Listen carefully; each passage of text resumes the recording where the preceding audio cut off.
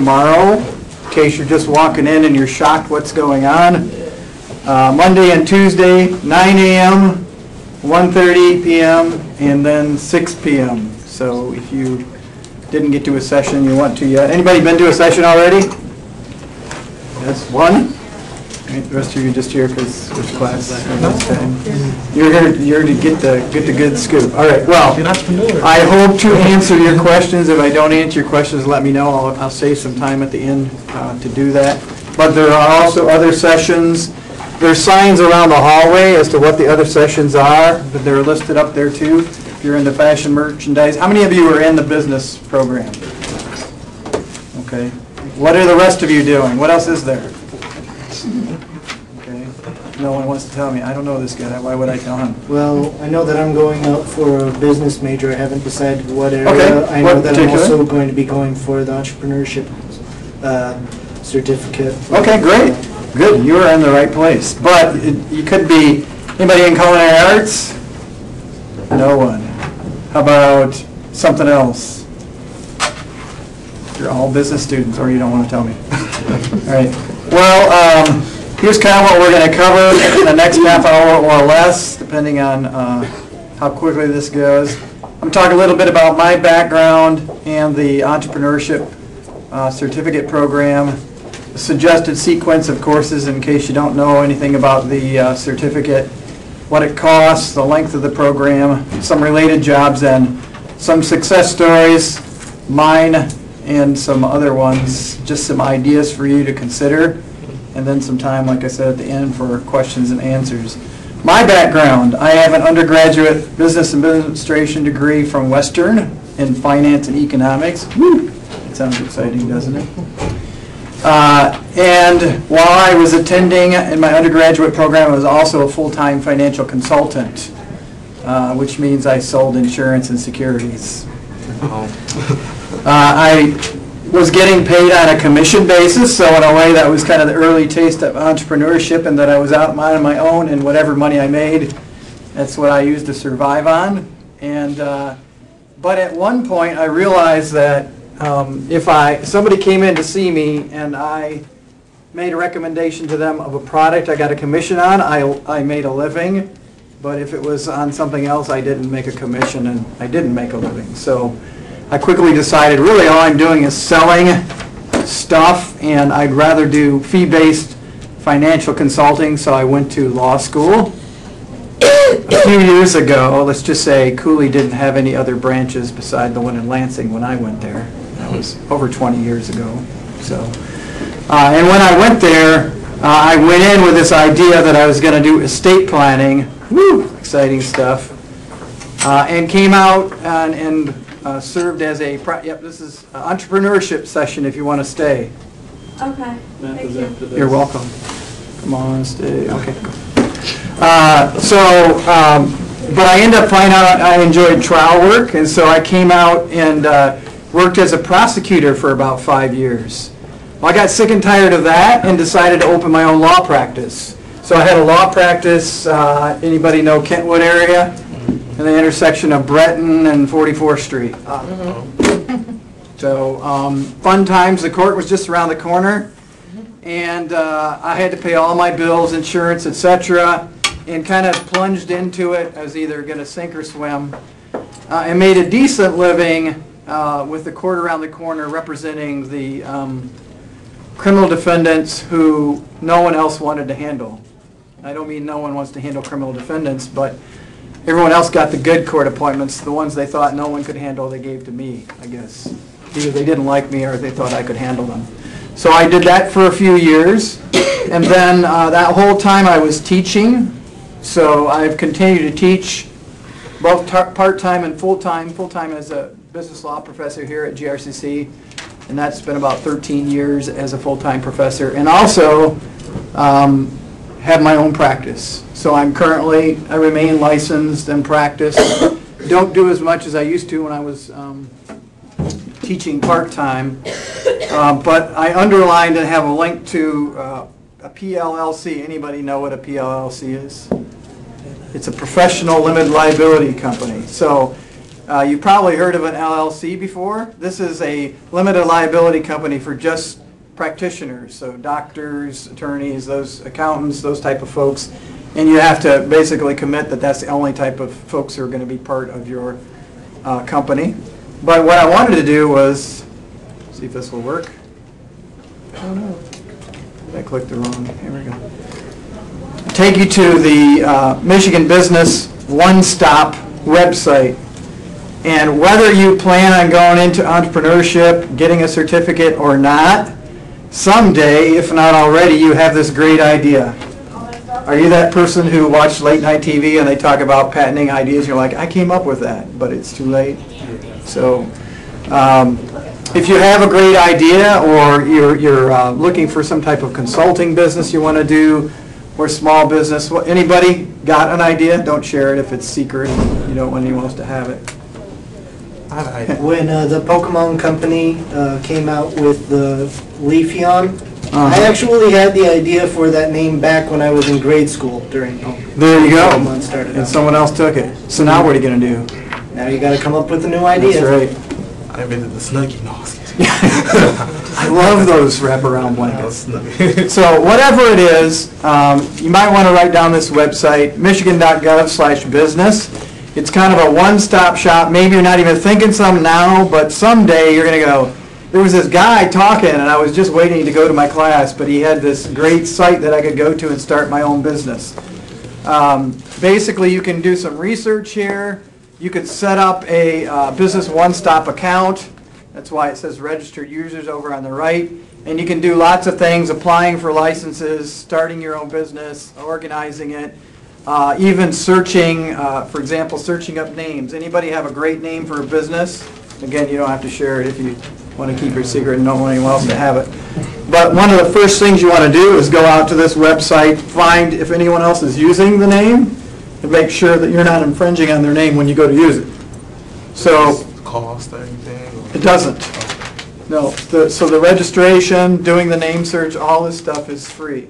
Now there are some costs associated with filing fees, like when you set up your LLC. Yeah. And or if you do your annual reporting. Like Friday was a big day for me because I had, like I said, an LLC and a PLLC, and the filing requirement for the year was due. And so but you just go online, pay your fee, put in your credit card number, and you're done. It was $25 a year for an LLC and $75 for a PLLC. So not a huge amount of money. $100. So not that I'm giving you any advice, but if you have a name, you have a business, and you want some type of protection from personal liability, which, you know, you probably heard this is a good idea to do. Small filing fee for $25 a year to keep that name going, and keep others from using the name is definitely worth it. What's the difference between the DBA and that? Right, so there are other forms of business organization, and DBA is a requirement by statute that you need to do if that's what you're going to do, but the LLC is a separate legal entity that entitles you to some additional benefits. For example, I have a consulting business, and I write off quite a few things that I spend on behalf of the consulting business each year. So, anybody self-employed at all? Okay, so at the end of the year, you got 1099 saying that you have some income that you have to pay some taxes on. Hopefully you're doing quarterly taxes or setting some money aside. But the good part of this is if you've got expenses that you've incurred over time, then you can hold on to those and then use them against that income. So Yeah, like I do my child care, and like all the trips and outings and the things Yep. that I buy and to keep the crib, Right. the sanitation stuff. all can be deductible expenses. So that plus the fees that you pay for this stuff, all of it's deductible. My license to maintain be part of the bar of the state of Michigan is deductible as an expense on taxes. So there's other good benefits to it. Anyway, good site to go to. Even if you didn't want to start your own business, let's say you're trying to deal with a small business or a business out there, and you want to know what is their history, have they ever had any problems with their license, you know, builders, daycare, you know, whatever it is, you can go online and search to see if there's been any claims or problems with their license, or like I said, you can see if anybody else is using that name. So again, that's michigan.gov/business. All right, and then I also manage a consulting firm which is a lot more active than my law practice, called eLearning Consultants, LLC.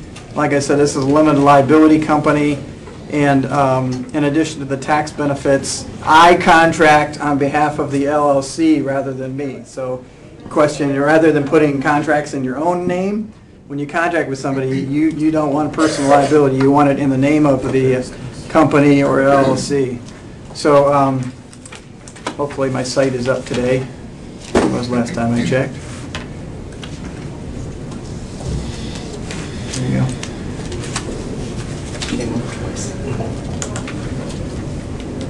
So here it is, just a basic website, information about my consulting, the clients I have, different presentations I've done, a blog that I maintain, that type of stuff. Anybody into web development? No, a little bit. So I maintain all that myself. There's a little bit of, if you have those type of skills, using those to save money. Speaking of saving money, if you're bad at web design, then go with a service that has pretty good templates that you can put something together. The worst thing, one of the worst things you can do, I'll tell you the worst thing in a minute. One of the worst things you can do is put a really crappy appearance out front. Like a lot of people go online and try to find out information about your business, and if you got a website that's got different fonts, looks like it's from the 80s, or doesn't work, then that's a big problem. Or folks who think, well, it's entirely social networking, so I'll just put everything out on Facebook. That has some audience, but having a website and related to that, saving a domain name. So if you have a business name that maybe you're not ready to actually put it out there yet, but reserving that so in the future, park it as they call it, is a good idea to do too. So otherwise, you got a great name and then you got to go online and get a domain name and someone else is already using that. Questions about anything I've said so far? You guys are like, I wish you'd quiet down so I can read my notes. No, you're good? Okay. All right, so that's a little bit about me. Now, the Entrepreneurship program or certificate. It is a 2-semester program, and as it says up there, it prepares students to start a business or grow an existing small business.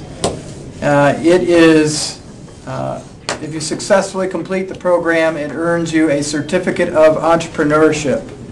Now, somebody asked me in the hallway, and I heard somebody ask the same question this morning, what good is a certificate of entrepreneurship? What if I don't want to finish school, or I just want to start my own business? Why in the world would I need the certificate? I say there's really 2 benefits to this. One is you get the skills of the courses that are in the certificate.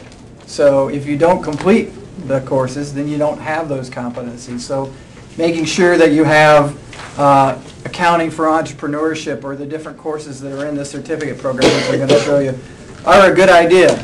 The other thing is you want to show potential employers or folks who might give you money that you have these competencies. And if you just said, I went to community college, or I had this job, or whatever, they want to know how to document that you actually had these courses and met these competencies. So as we look at them, you're going to get a better idea of what they are. But there's a number of entrepreneurship programs that give grants out, give you funding for different things, and if you don't have any way to demonstrate what courses and what competencies you have, they're not really that willing to listen to you. So the other one said, the last one says, courses can additionally be applied toward an associate degree in business. So if you go on, you want to get an associate's, you want to transfer somewhere else, most of the courses in the program will meet some other requirements. Now, if you're intending to transfer somewhere else, that's something you want to look at, because a few of the courses in the certificate program don't transfer the way other courses will to your transfer institution. Who's going to transfer somewhere else in here? Okay. So you should be looking at, there's actually a session on those too, if you haven't been to those sessions. But you have to be looking at what they take in terms of transfer. Yeah? Wouldn't it still be wise to get a 4-year degree regardless of the certificate? I mean, if 80% of businesses fail in the first 5 years, and if you, I mean, your only other option would be to start another business, you know, we already know that you have to have a degree to get your foot in the door anyways, so it seems like that would be a really big risk in not getting a 4-year degree and not getting your certificate. Yeah, there's so many sides and answers to that question. I think that a lot of the traditional advice is go on, don't get a certificate, go on and get a degree and transfer somewhere else and ensure you have that 4-year degree. So even if you want to start your own business, if that were to fail, you have that degree to rely on. I know the first thing the first time that happened to me was when I was completing my undergraduate degree. I'd tell folks, I want to go to law school, and they would say, well, then you need to have a pre-law curriculum. Well, I ended up getting a finance and economics degree, and that served me well in the business world, but then also helped me as I went to law school. So there are some advantages to getting a 4-year degree. Maybe there's something in between, right? Maybe you're getting the certificate, you're pursuing a 4-year degree, you're also starting, you know, to work somewhere where you can use those skills to take out on your own. So I'm not sure there's either your 4-year degree and go out into business or a certificate and go out into business. I think it could be a mix of the two. I mean, sometimes you get your most experience working somewhere else and then taking your ideas and going out on your own. The other thing, though, is that you know, sometimes people do a mix of things. Like, you know, you don't have to get all your competencies or skills at the community college. There are other courses that are open that are out there. So if there's a particular skill you're looking for that you don't have, you can't get here, there's stuff out on the internet that you can pursue too. So that's kind of the background of the degree. Here's the sequence of events. Basically, it's a suggested sequence. You got to have the prerequisites if those come into play. The first semester, here's how they suggested you do it. Now, again, if you didn't do it in this order or you took one later, as long as you have these courses, they go with a certificate. I won't read those all to you, but you know, some of them have maybe not another prerequisite course, but certain skills that you need to have as you go into them. But notice that the Accounting for Entrepreneurs course is a specific course for this certificate program. So you couldn't replace it with this regular account. Right. If you want, you know, back to that question of I want to transfer somewhere else, then you want to make sure you take the other accounting courses, not this one. Okay. But can I replace the Accounting for Entrepreneurship with an accounting class I already took in, or no?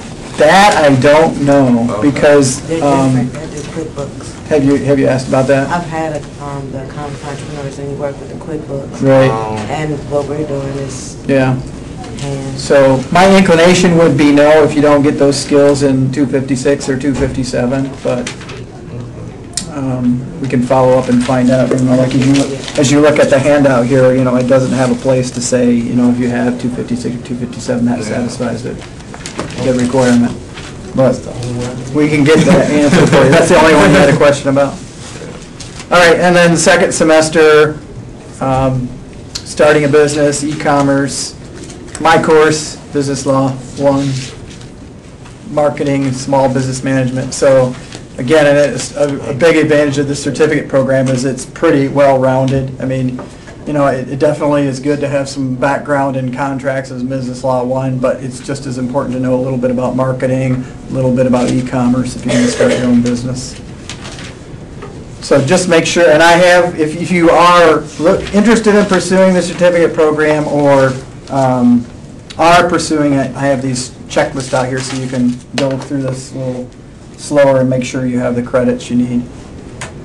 All right, here's kind of the cost of the program. Now this stuff, I put the link here at the bottom of the page. This stuff is right off of the business department's website in terms of what the program's supposed to cost and the amount for books and supplies. Your mileage may vary, all those other disclaimers lawyers like to make. It's tended to be 12 months long. Now, the one thing I did notice on the website is I don't think the certificate program has been going long enough to get a whole lot of data about how many people have been in it, completed it, and what they went on to do. So there's that little asterisk there. You can go online because it says % of graduates who completed on time it may be people who've taken longer than 12 months, have spread the courses over a longer period of time. Related jobs. Again, this is also out on that website. And I'll show that to you in a minute. Folks who've done this have looked for CEO positions, often in their own company, right? General and operations managers, social and community services managers, other managers.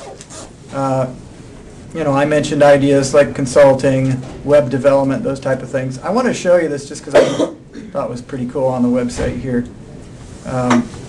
See down here at the bottom where it talks about your employment opportunities. If you click on these links, like career coach for chief executives, it actually will give you the background in terms of the data that supports what's on the page in terms of hourly wage, what you might expect to earn and what type of jobs you are. And even over on the left here, notice that it has positions that are currently open in those areas. So now becoming the vice president or chief financial officer at Aquinas College might require more than the certificate of entrepreneurship, but it's kind of link to that particular title. So some of those may not require as much education as others. But also with each one of these links is this ONET link, and that will actually take you through and give you a real detailed job profile, including the type of task this type of position typically completes.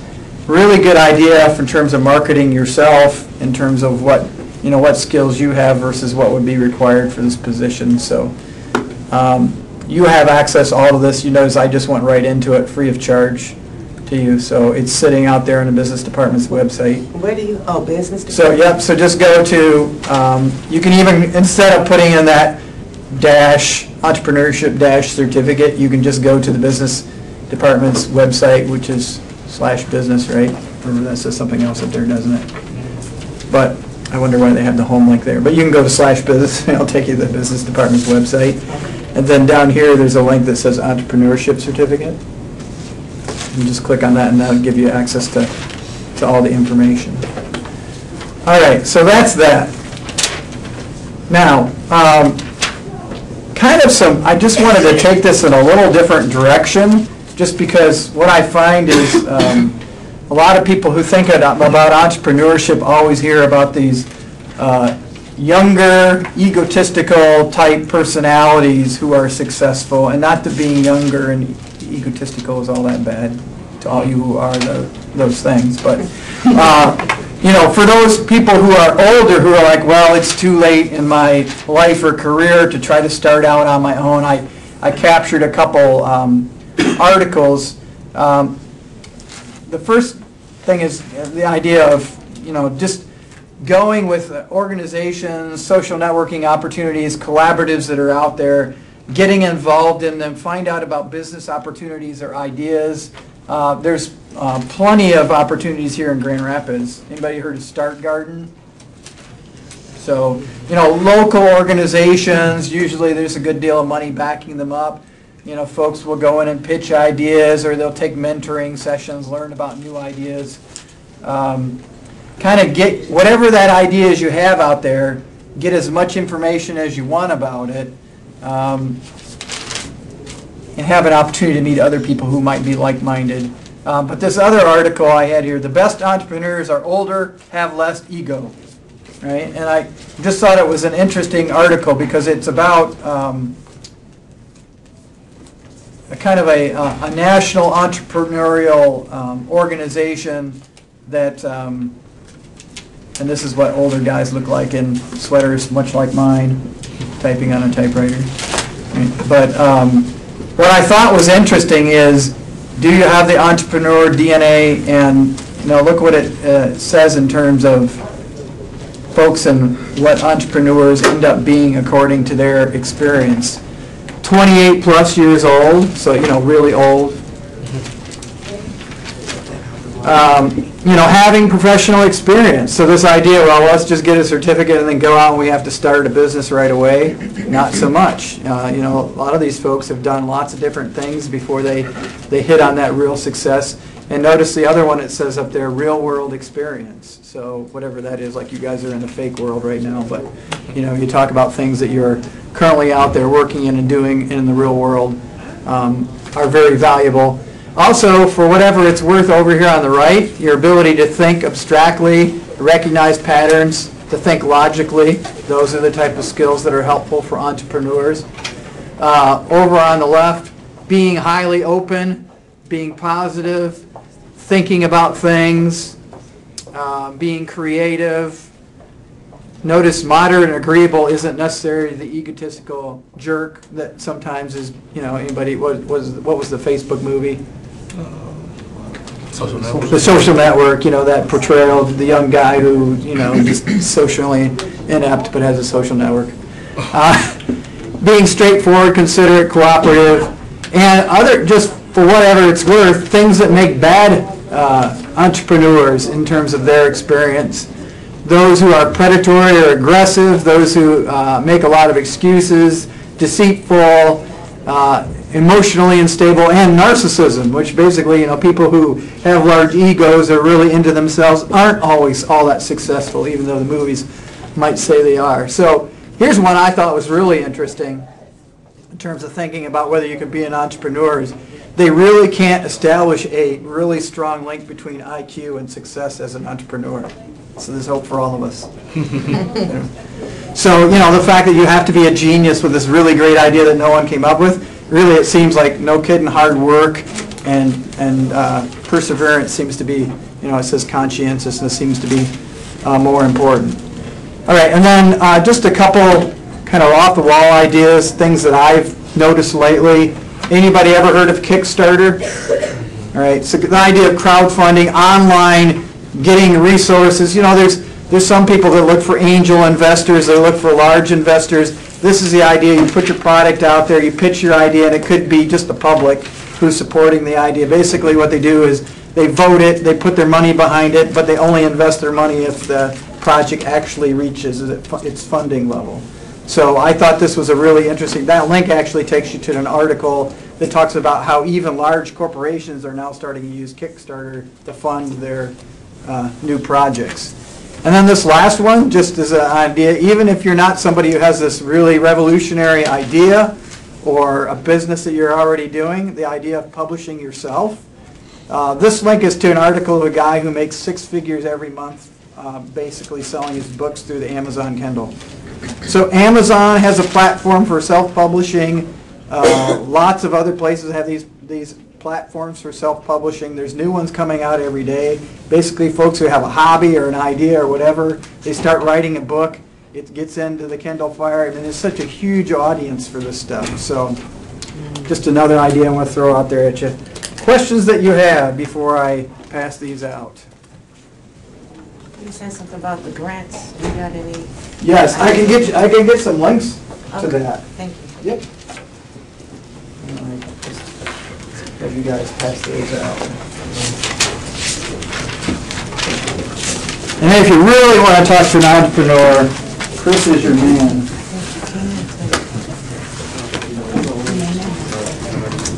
Yes, you get entered into a drawing for each one of those you fill out, and you win a new car.